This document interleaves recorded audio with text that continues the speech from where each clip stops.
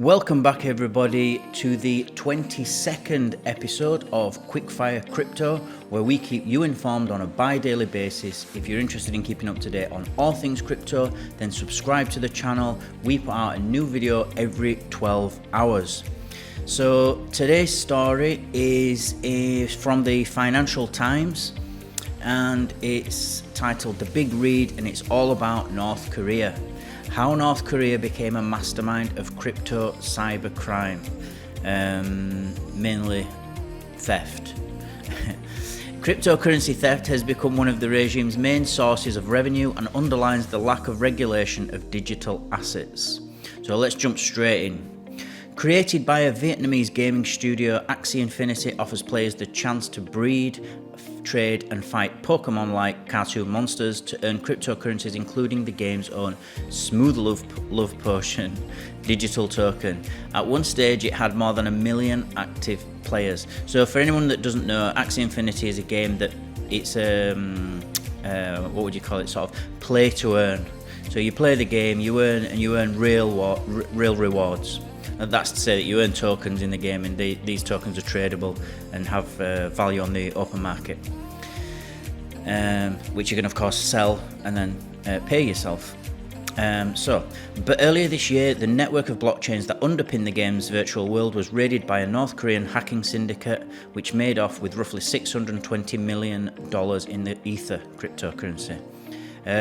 This could be relating to Lazarus. I don't know if you're familiar with that, but Lazarus is a hacking group that have been tracked back to North Korea. So it may be about them. The crypto heist, one of the largest of its kind in history, was confirmed by the FBI, which vowed to continue to expose and combat North Korea's use of illicit activities, including cybercrime and cryptocurrency theft, to generate revenue for the regime. The successful crypto heists illustrate North Korea's growing sophistication as a malign cyber actor. Western security agencies and cybersecurity companies treat it as one of the world's 4 principal nation-state-based cyber threats alongside China, Russia and Iran. According to a UN panel of experts monitoring the implementation of international sanctions, money raised by North Korea's criminal cyber operations are helping to fund the country's illicit ballistic missile and nuclear programs. Ann Neuberger, the US Deputy National Security Advisor for Cybersecurity, said in July that North Korea uses cyber to gain, we estimate, up to 1/3 of their funds for their missile program. That's quite astonishing. I didn't know that. Crypto analysis firm Chainalysis estimates that North Korea stole approximately $1 billion in the first 9 months of 2022 from decentralized crypto exchanges alone. And this group is famous for hacking users' details, hacking exchanges, and managing and finding flaws in the code, finding flaws in smart contracts, and then exploiting them to withdraw, to take out money, take out funds. The rapid collapse last week of FTX, one of the biggest exchanges, has highlighted the opacity, erratic regulation and speculative frenzies that have been the central features of the market for digital assets. North Korea's growing use of crypto heists have also served to demonstrate the absence of meaningful international regulation of the same markets. Analysts say the scale and sophistication of the Axie Infinity hack expose just how powerless the US and allied countries appear to be to prevent large-scale North Korean crypto theft. It's almost impossible to stop if you do not create robust smart contracts and have them audited again, and then audited again, just to make sure that there are no bugs in the code. And to just take and North Korea and these the other, what we could say, the BRICS countries, are taking advantage of this and stealing money. Only about $30 million of the crypto loot has since been recovered. That was after an alliance of law enforcement agencies and crypto analysis companies traced some of the stolen funds through a series of decentralized exchanges and so-called crypto mixers like Tornado Cash. We all know about Tornado Cash. They've been in the news a couple of months ago. software tools that can shuffle the crypto holdings of different users so as to obfuscate their origins. And what Tornado Cash does is it's Ethereum based, and you can send Ethereum in, you can send one Ethereum into the mix, for example, and then you will withdraw, say, 0.1 Ethereum 10 times, mixed in with other people who are doing the same thing. And so it's not impossible to trace, but it's very difficult to then say, this ether came from this address. Absolutely, you've got some plausible deniability there. You can say, well, you can't be certain that it was me. It's not absolute. It's not deterministic, shall we say. It's more probabilistic.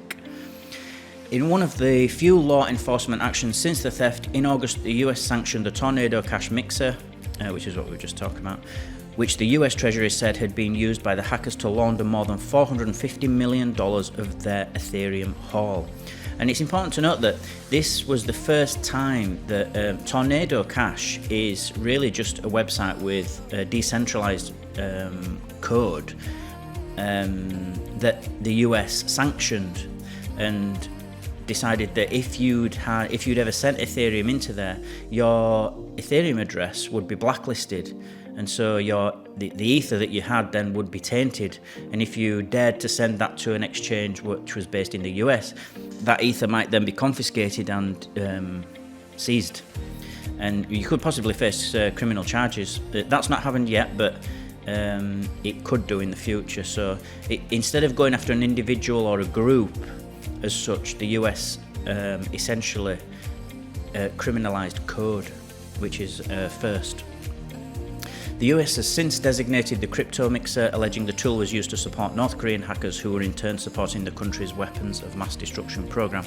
Now, I'm sure that the North Korean hackers and criminals do use Tornado Cash, but it is actually a privacy-focused application, and so loads of people have used it. I haven't personally used it because I don't do a lot on Ethereum, but I know a lot of people that have, that just don't want people to know how much they've got. They're just very privacy focused, and so that's what a lot of the traffic that goes through this website is.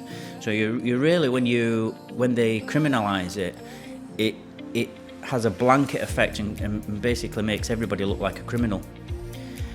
So it also highlights the opportunities afforded by the unregulated world of crypto to many other rogue regimes and criminal actors around the world, with experts warning that the problem is likely only to get worse over the decade as crypto exchanges are increasingly decentralized and more goods and services, legal and illicit, are made available for purchase with cryptocurrency.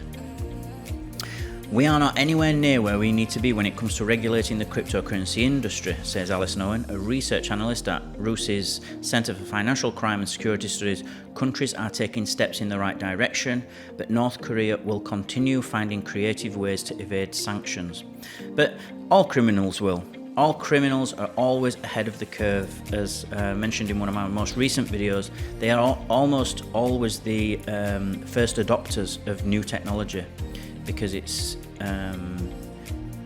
just so important for them to have an advantage over their rivals. Like some of the communist regimes upon which it once depended, but which it has long since outlived, North Korea's hereditary regime has a colourful history of engaging in criminal activity as a means to accumulate foreign currency. In the 1970s, North Korea's then ruler Kim Il-sung, the grandfather of present ruler Kim Jong-un, tasked his son and successor Kim Jong-il with establishing a cell within the ruling Workers' Party of Korea to raise money for the dictatorship's founding family.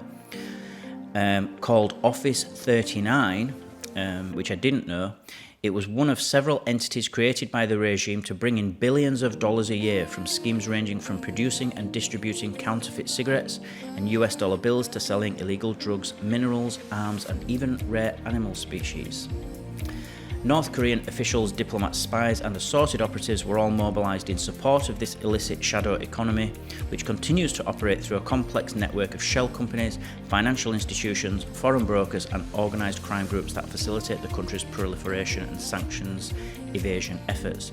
And a lot of this is because cryptocurrency is very difficult to sanction, it's very difficult to censor, it's immutable and uncensorable in many ways.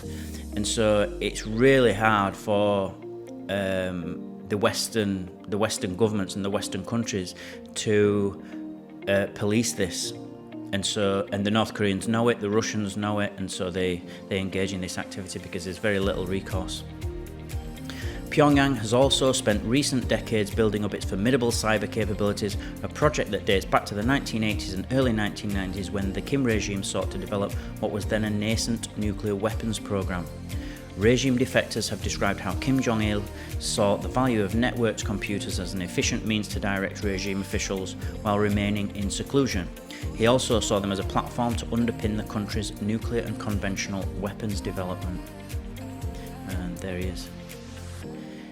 Kim Jong-il is quoted in a book published by the North Korean army as having said that if the internet is like a gun, cyber attacks are like atomic bombs. But it was only under his son Kim Jong-un, who assumed power in 2011, that the country's cyber capabilities started to garner international attention.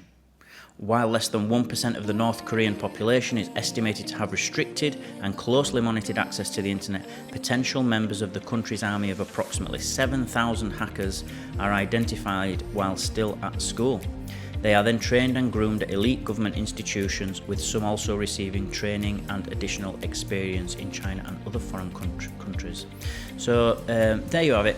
And this is, we see this more in the BRICS countries using cryptocurrency because they've got such heavy sanctions on them. They're looking for another way to get around the dollar and get around the swipe payment system. And crypto is a great way to do that.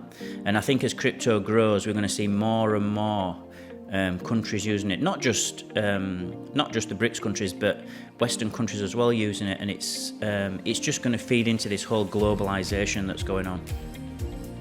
So that's what I've got for you today, guys. Remember, everybody, to subscribe to the channel, join our team. We'll keep you updated on all things crypto every 12 hours. Smash the like button if you feel you got value from this video, and I'll see you all in 12 hours.